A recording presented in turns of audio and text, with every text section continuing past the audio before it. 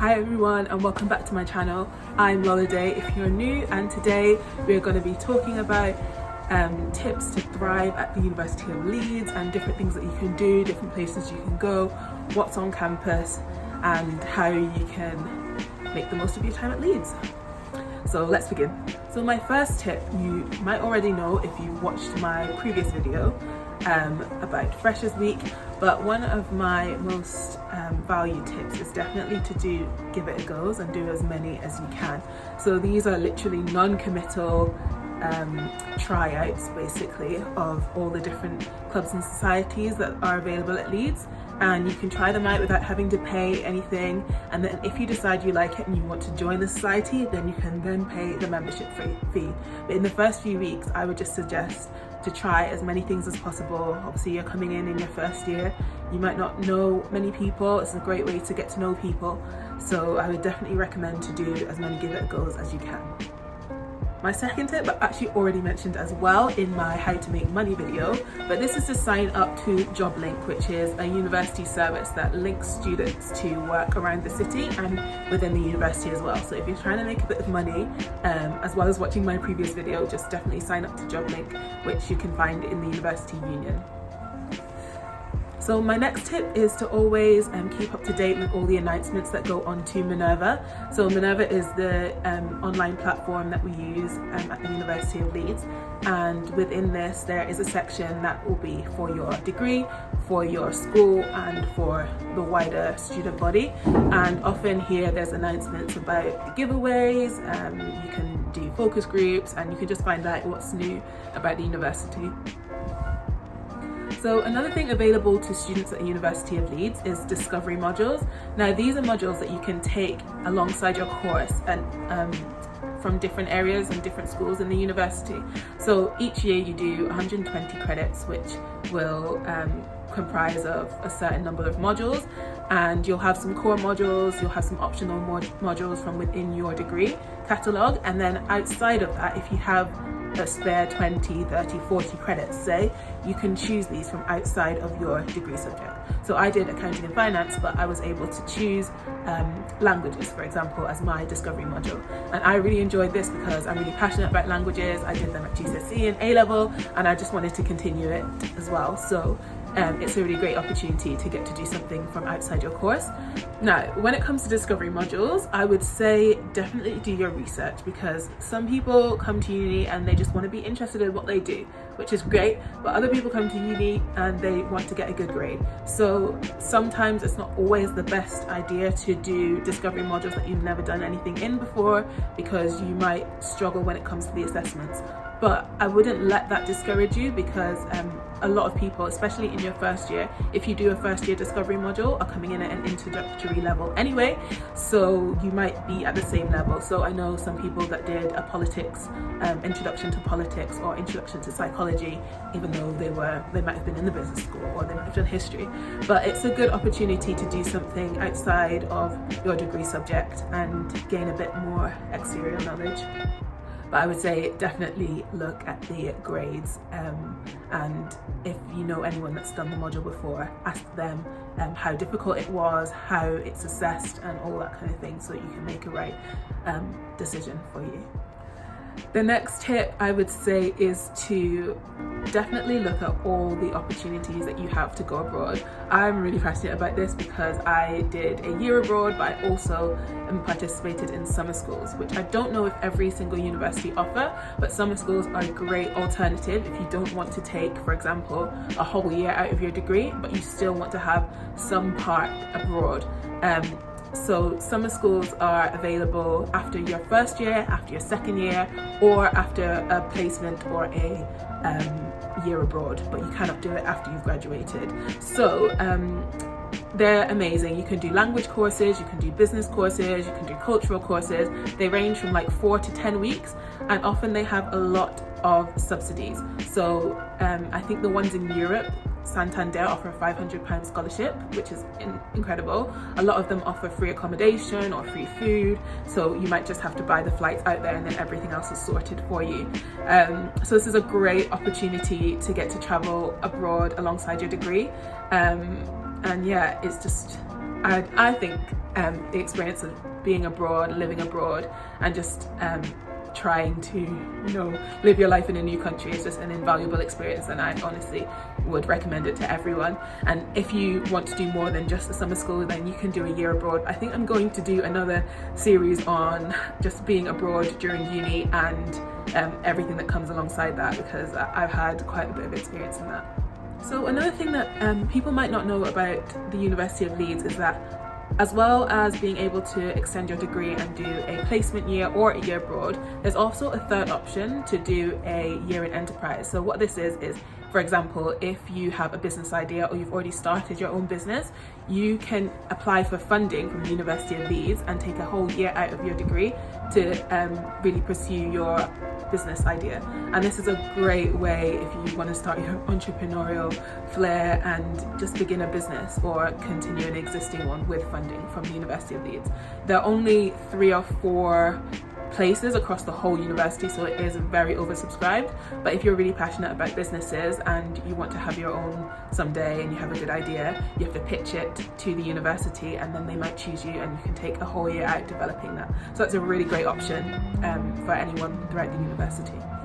Okay, my last general tip is definitely about making the most of all the subscriptions that are available whilst you're a student.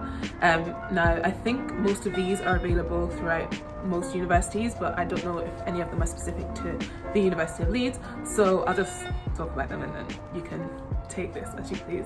So the first one is LinkedIn Learning. So as soon as you become a student, you have access to the whole library of LinkedIn Learning, which is really good because you can learn everything from photography, graphic design, financial education, what else is there? You can do Excel training in leadership, training in communication, like anything really to grow your professional skills and network, you can use LinkedIn Learning for. So it's a really, really good resource if you when you come to the University of Leeds.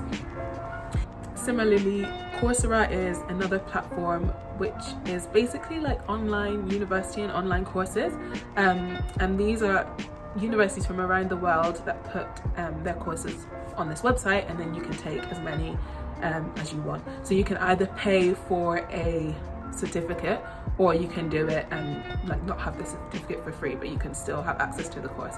So I did an introduction to linguistics course online through the University of Leiden in Holland, which I thought was really interesting, and I was able to do that for free all through the university subscription. So I would definitely make the most of some of these subscriptions that you have access to whilst you're at the university.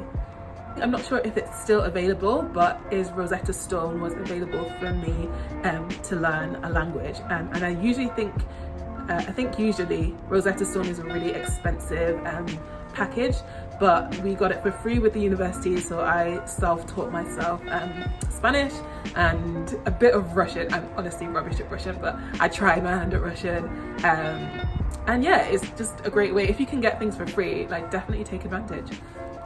Okay, so now we're going to talk about places on campus and different things to do and go. So the first thing is obviously library. You're going to be studying a lot whilst you're at university, so I'm just going to talk a bit about the different libraries that we have. So the first one is Laidlaw. So this is the newest library that we have.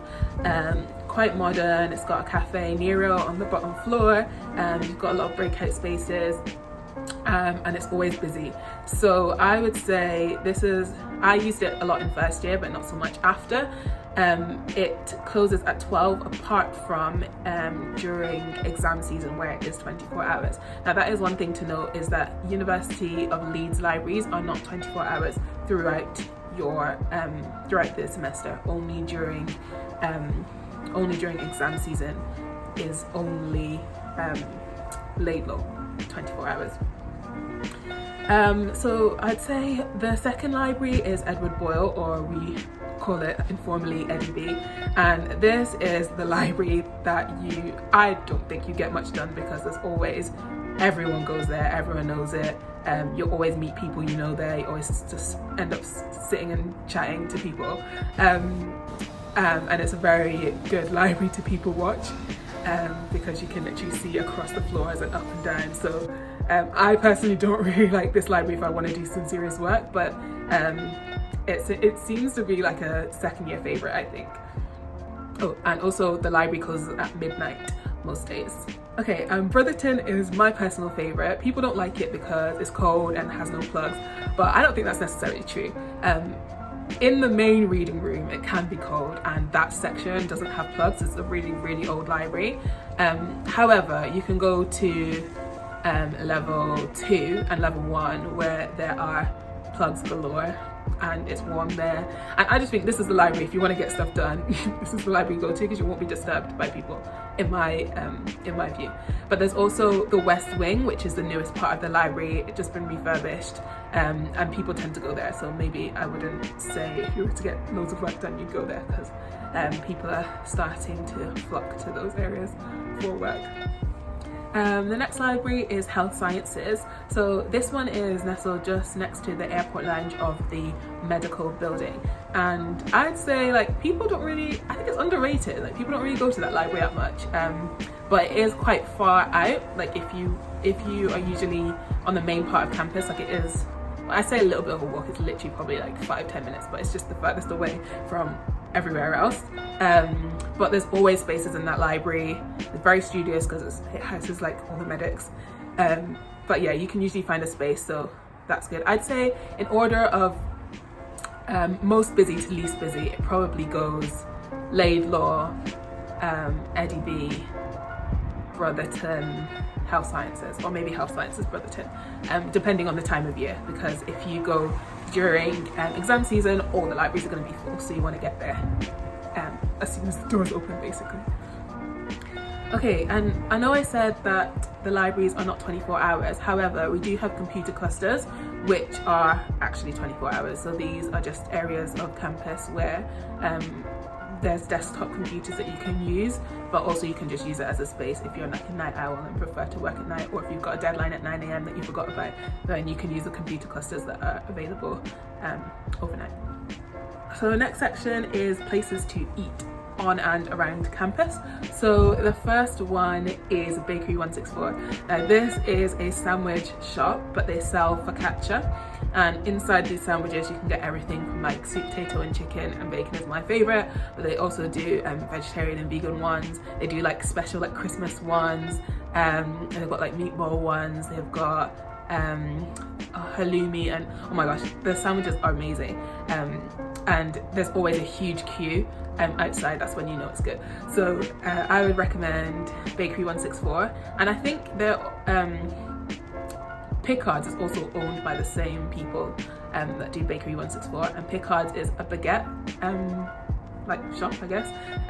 They have very similar fillings, just in a baguette, so I mean whatever takes your fancy, and they're literally like right next to each other, or 2 doors across, so definitely go to those. You'll see as soon as you come to Leeds that they're always packed.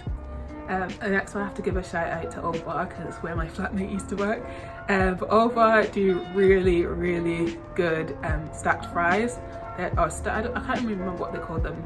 Potato stacks. They're so good.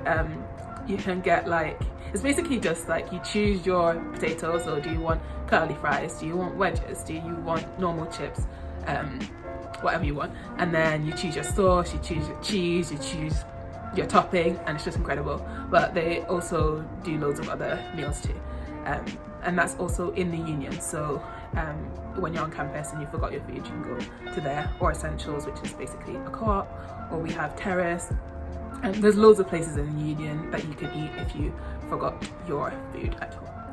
The next one is for if you live in Hyde Park. I would recommend Nan's Thai, which used to be called May's Thai, but you know, they had maybe something, I don't know, maybe something happened, but it's the best Thai food. Oh, it's so good. I think I also loved it because like I lived so close to it, but they do the best pad Thai. I love it. It's cheap, and yeah, just go there. Nan's Thai. That's on Hyde Park Road, for reference. Okay, and then I've collected finally some random places in Leeds that you might want to check out whilst you're here. So the first one is Hi-Fi Comedy Club. So Hi-Fi is actually a club, but I think once a week or once a month they do a comedy night, and apparently it's really good. I've never been, but my friend said that she really enjoyed it when she went, so maybe check that out when you come. The next thing is Leeds Grand Theatre. So they do a lot of shows, ballets, like whatever. If you like the theatre, you should go to Leeds Grand Theatre.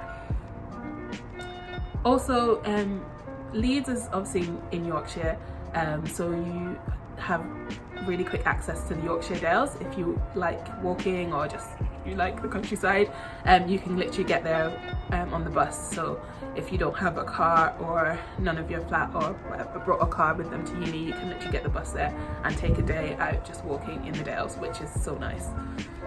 And the final thing is Leeds escape rooms. So I think escape rooms are everywhere, but I did the escape rooms in the second year, and it was literally one of the most fun things I did.